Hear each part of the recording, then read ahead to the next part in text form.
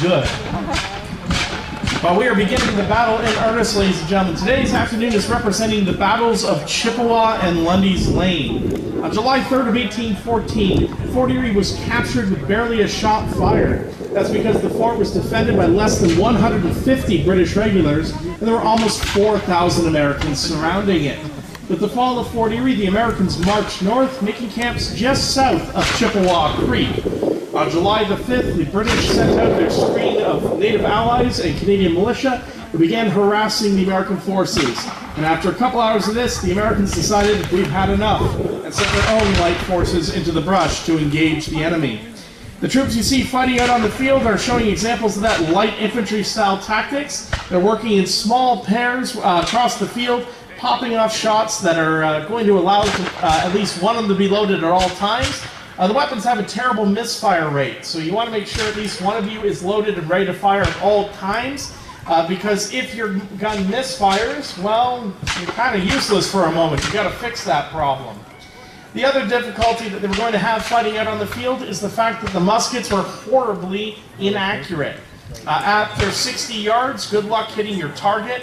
And seeing as a lot of battles were fought at about 200 yards, where your margin of error was about 18 feet in any direction, you're going to need to make sure that you're taking some well-aimed shots the best you can. As a result, light troops weren't meant to cause mass casualties. They were meant to harass, annoy, and break up the enemy formations. So whenever somebody tells you the American Revolution was won by men hiding in the woods, popping shots off at that dumb British Red Line, you can tell them that's a load of malarkey and they should read a book.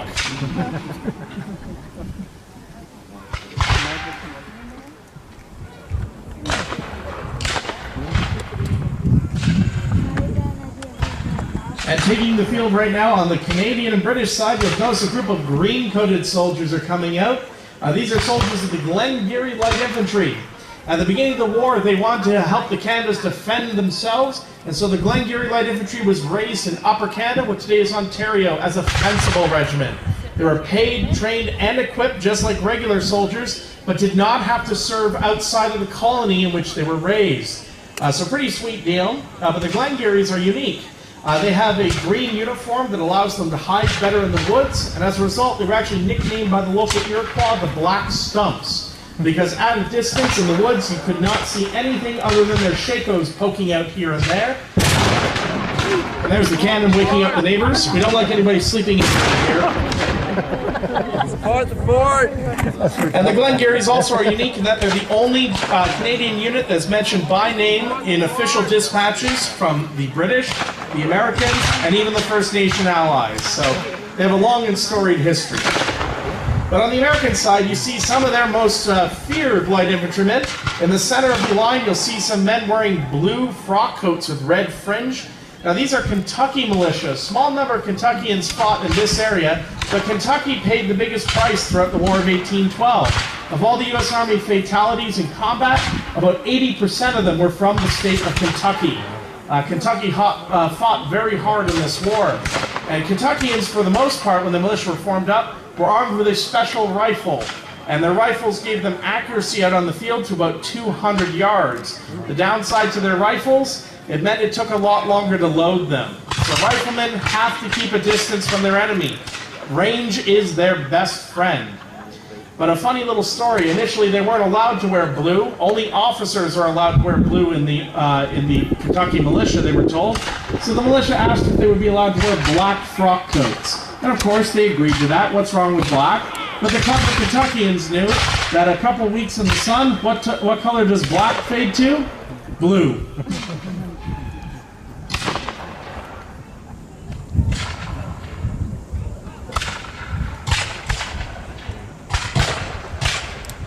Now there's going to be a few door knocks coming from the British lines, and they're going to knock off a few of their cannons, so mind your ears, get your cameras ready.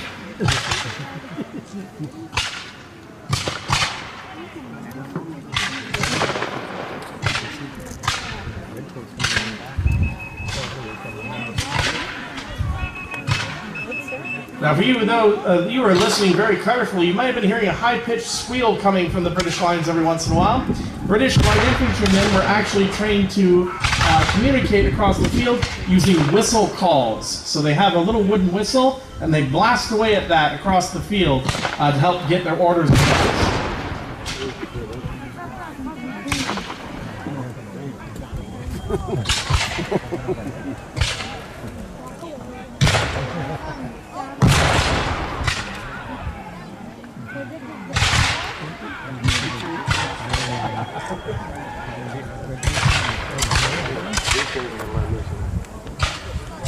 Now in the Battle of Chippawa, the Americans had sent their light troops across, and they were initially successful at pushing back the Canadian and the native forces. But as they came out of the brush and onto a plain facing the Chippawa River, they were met by crushing volleys of regular British troops. General Phineas Riel had decided that he was going to march out and face the enemy. He did not know that Fort Erie had fallen. He believed that Fort Erie was still resisting, that he was facing only a small force of the American army, and that he could easily take it on out in the open field. So a few crushing volleys, the British light troops gave chase, and the Americans now were fleeing pell-mell through the woods as the fighting went back and forth. This fighting was described as extremely gruesome and visceral, with one Canadian survivor of the fighting saying that at no point were we less than 15 yards from the enemy at all times.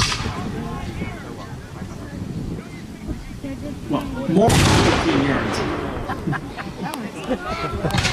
Get ready.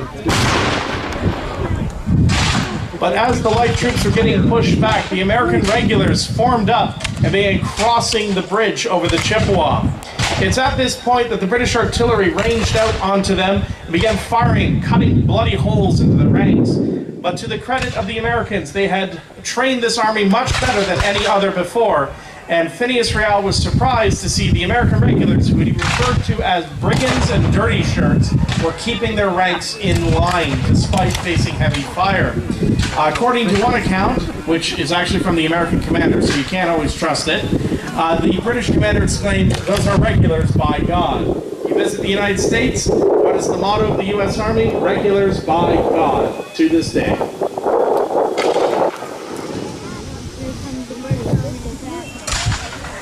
And as the Americans are marching out, you notice some of the men are not wearing blue uniforms, they're wearing gray uniforms. This is the logical response that's going to come about when you declare war on your blue dye supplier. The American military had lost about 80% of its blue dye supply by declaring war on the British. And as a result, many of the men had to wear stopgap uniforms. In this area, the gray work jackets were used to replace it. But some of these men wearing the gray work jackets are also wearing something else unique. If you look on the top of their heads, they're wearing hats with green bands. These aren't Americans. These are Canadians fighting for the United States.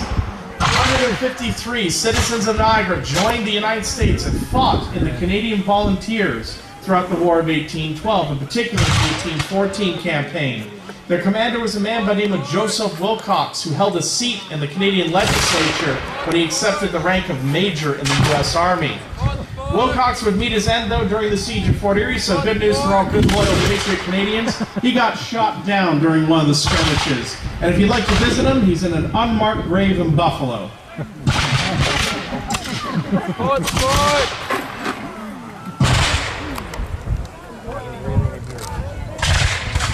Sport!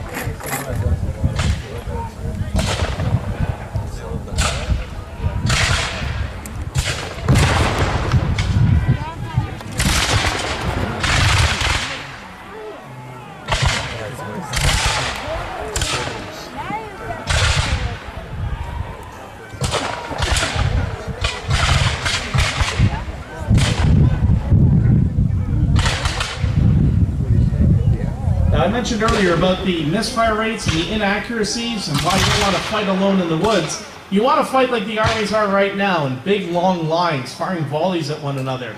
The idea was mass firepower to reduce the problems of misfires and inaccuracy by sending a massive lead across the battlefield. 100 men pull the trigger, 80 of them should have a working gun, and they should hit something even at 200 yards away. Fighting in this fashion, though, produces huge clouds of smoke, which you can see starting to form here. And in the larger battles where you've got like 6,000 men fighting, it would not take long for the field to become so covered in smoke. The first you would often see your enemy is about 20 paces away. This is why the British Army wore bright red. The idea was if you stepped out of the smoke and you were wearing a bright and distinctive uniform, only one army was going to shoot at you.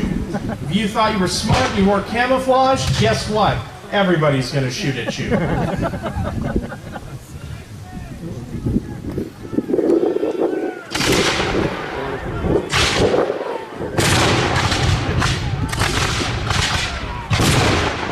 Now in the Battle of Chippawa, as the two armies formed up across one another on the plain, this was a unique moment. Throughout most of the war, there had not been really clear-cut Napoleonic-style battles on open fields. And this time, two well-trained forces were meeting each other on the plain. At a distance of about 80 yards, they began firing volleys into one another. And to the shock of the British, it was them who started to waver before the enemy.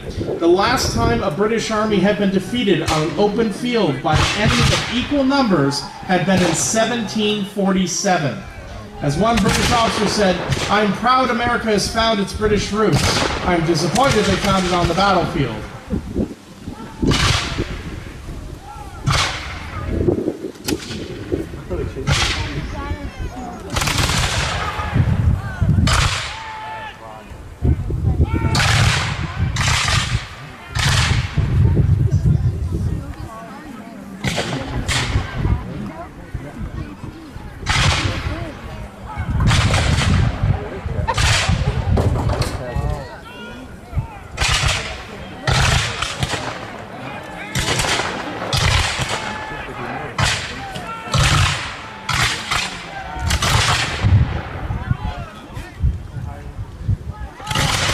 What marked a good soldier 200 years ago wasn't always just the drill and the discipline. It was also going to be the ability to load and fire their musket as quickly as possible.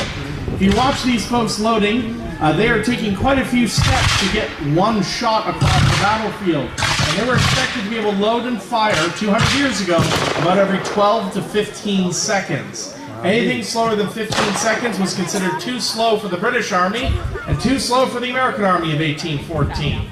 The American Army definitely did a good job of training itself over in Buffalo, instituting a lot of new drill, a lot of new discipline, including one in which the men were required to bathe every other day in Lake Erie in April.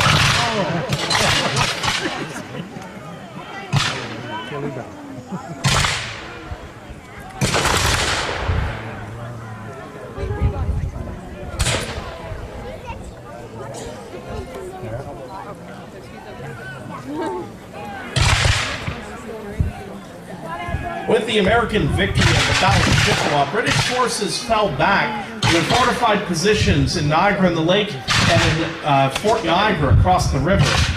They hunkered down in three forts, Fort George, Mississauga, and Niagara, and the Americans waited to press their attack, camping out on Queenston Heights. They were waiting for naval support, and during the time that they were waiting, every time they sent out a scouting foraging party, the Canadian population was very much resisting them, and they were coming back with losses constantly. Discipline began to break down, including one incident in which a United States militia burned down the village of St. David's in retribution for the death of their general.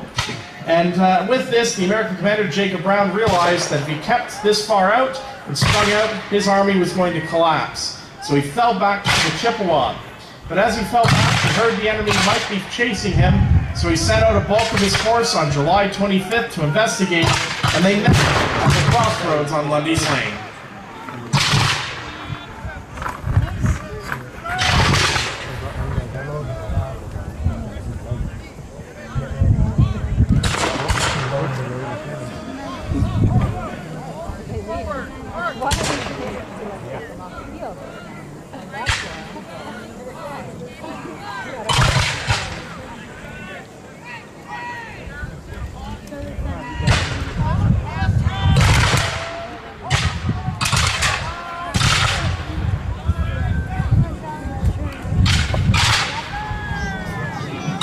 Now, the fighting at Lundy's Lane was very different from the fighting at Chippawa, in that it was much closer, much more nasty out in the open there.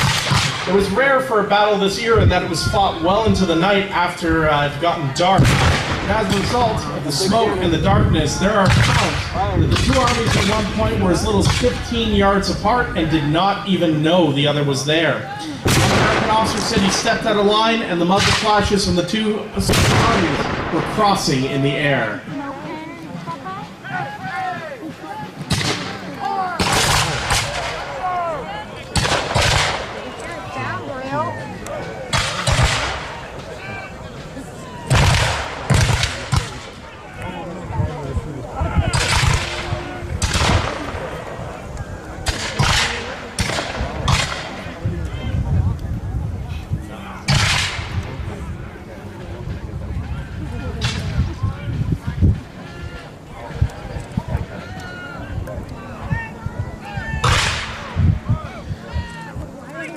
Now, the ending of the Battle of Lundy's Lane is just as interesting as the battle itself, as the two armies have bashed away at one another, crossing bayonets and fighting in the graveyard in the center of the field, trying to retake the heights and carry the guns over them. The British fell back. Were preparing for one more last assault against the position, and they took so long getting reorganized in the dark and the smoke. The Americans presumed that, well, the British have withdrawn and left the field to us. But having lost about 40% of their forces, they could not pursue. So they withdrew back to their camp at the Chippawa, claiming victory. As they were withdrawing, the British march up the heights for one last assault, get to the top of the heights, and the Americans are gone. So they now look around, can't see the Americans a few hundred yards away marching away, and so they presume the Americans have fled in the face of British assault, and they claim victory as well. If you want to know who won the battle, you can argue that with pretty much anybody.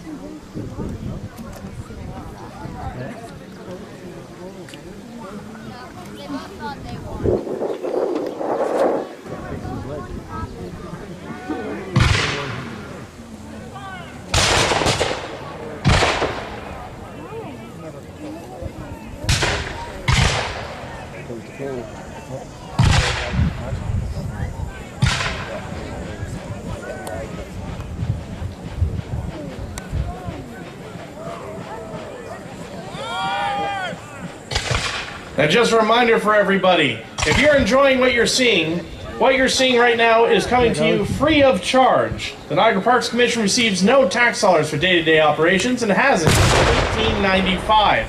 So if you've enjoyed what you're seeing out here, there are ways that you can say thank you to the site. You can drop into our Welcome Center, pick up an admission and take a tour. You can pick up even an ice cream up there, which is always a good idea.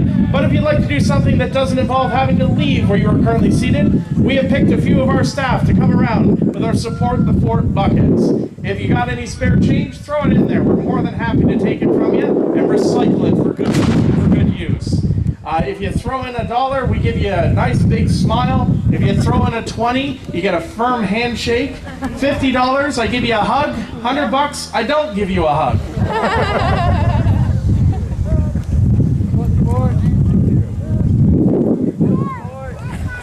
And you'll be able to easily spot the Support the Fort buckets as we picked a couple members of staff to go around. They're going to be shouting and shaking them. Normally we have our prettiest faces carrying them, but due to an Equal Opportunities Act, we had to send our ugliest ones. But they're easy to spot. That's why. There he is right there.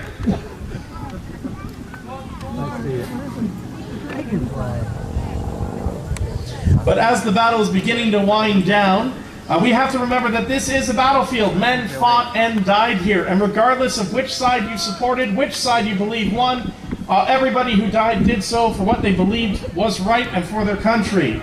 And I think that's a noble reason to remember anybody and honor them. So as our own little way to give tribute to them, we ask everybody just to observe a bit of silence as we have a performance of a lament out on the battlefield in honor of those who fought and died during this campaign over 200 years ago.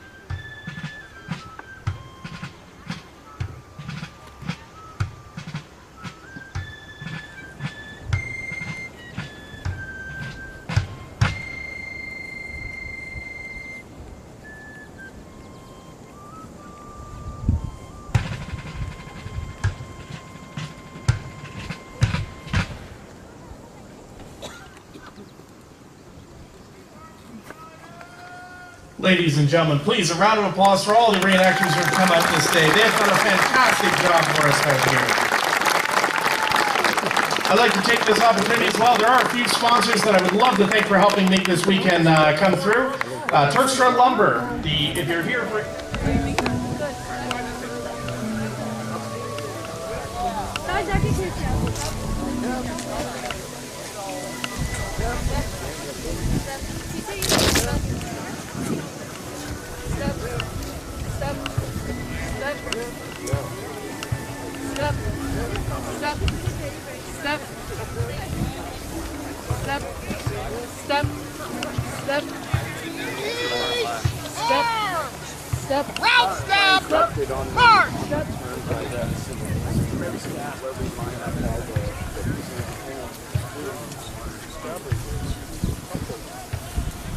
It's limp.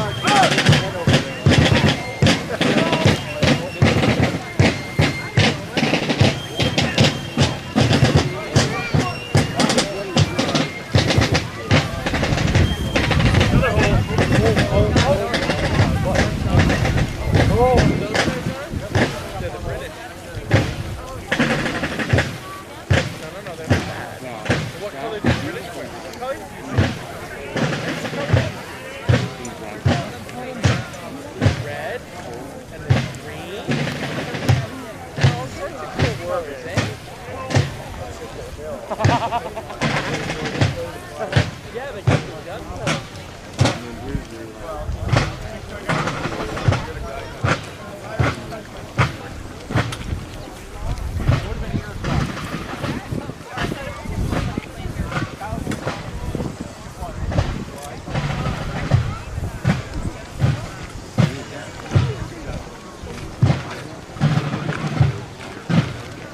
I got the shopping. It was freaking dirty.